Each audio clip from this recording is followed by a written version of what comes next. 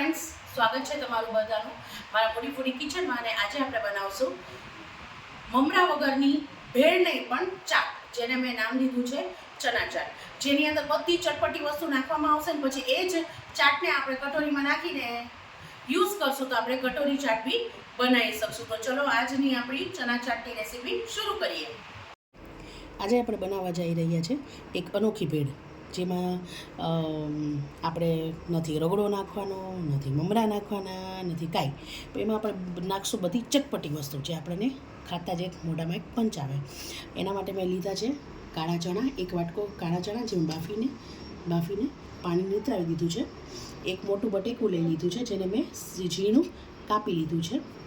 એક મોટી ડુંગળી લીધી છે અને થોડીક પકોડી લીધી છે. આ પકોડી મેં ઘરે નહીં બનાવી, મેં તૈયાર જ લીધેલી છે.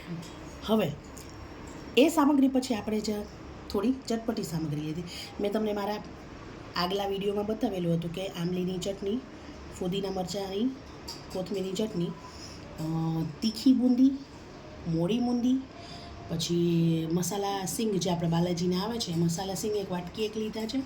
જેની આપણે નાયલોન સેવ લીધી છે અને થોડીક એનાથી વધારે જાડી સેવ લીધી છે, નોર્મલ સેવ. તો ચલો આપણે ચાટ બનાવવાની શરૂઆત કરીએ. મેં એક તપેલું લઈ લીધું છે આપણી બધી વસ્તુ મિશ્રણ કરવા માટે. તો આપણે મેં લીધેલા ચણા છે એ નાખું છું, બટેકા છે એ નાખું છું.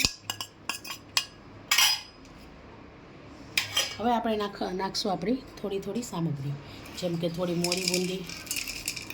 તમને બહુ ભાવતી હોય તો તમે પૂરી વાટકી બી તો નાખી શકો છો. પછી લેશું આપણે થોડી તીખી બૂંદી,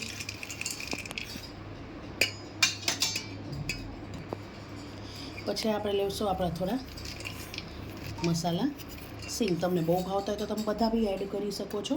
અમારા ઘરમાં બધાને ભાવે છે એટલે મેં બધા એડ કર્યા છે. પછી આપણે ડુંગળી એડ કરીશું. મેં એક આખી મોટી ડુંગળી લીધેલી છે અને ઝીણી સંભાળી લીધી છે. હવે આ બધી વસ્તુને આપણે સારી રીતે મિક્સ કરી દઈશું. આપણે લીલી ચટણી છે, આપણે 2 ચમચી લીલી ચટણી લેશું તીખાશ માટે. તમે જોઈ શકો છો લીલી ચટણી નાખ્યા બાદ આપણે ભેળનો ચાટનો કેવો મસ્ત કલર આવી ગયો છે. હવે આપણે આમલીની ચટણી નાખશું. મેં આખી વાટકી લઈ લીધી છે, કેમ કે જો લીલી ચટણી તીખી હોય તો એ બેલેન્સ થઈ જાય. હવે આપણે જે પાણીપુરી લીધી હતી એને ક્રશ કરી, જાડી મોટી ક્રશ કરી અને આપણે આમાં ભેળમાં નાખી. હવે આપણે આપણી જાડી સેવ નાખશું. હવે ટમેટું આમાં ઓપ્શનલ છે. જો તમને બહુ ભાવતું હોય ટમેટું તો તમે આમાં નાખી શકો છો, પણ મેં અહીંયા યુઝ નથી કર્યું. તમને કરવું છે તમે કરી શકો છો. હવે આપણે થોડી નાયલોન સેવ નાખશું અને પછી થોડી આપણે ગાર્નિશિંગ માટે મૂકશું. તો તૈયાર છે આપણી ભેળ. મેં ગાર્નિશિંગ કરી, ઉપર થોડી ઝીણી સેવ, થોડું દહીં અને થોડી લીલી ચટણી અને થોડી ચટણી નાખી છે. તો તૈયાર છે આપણી ભેળ, સોરી ચાટ. તો હવે આપણી જે ચાટ છે, મેં આ ચાટ પૂરીમાં બી ભરી દીધી છે. તો તમે એઝ એ દહીં ચાટ તરીકે બી આને ખાઈ શકો છો. તમે જોઈ શકો છો મેં આખી ચાટ એમાં ભરી છે. હવે હું ઉપરથી દહીં નાખું છું.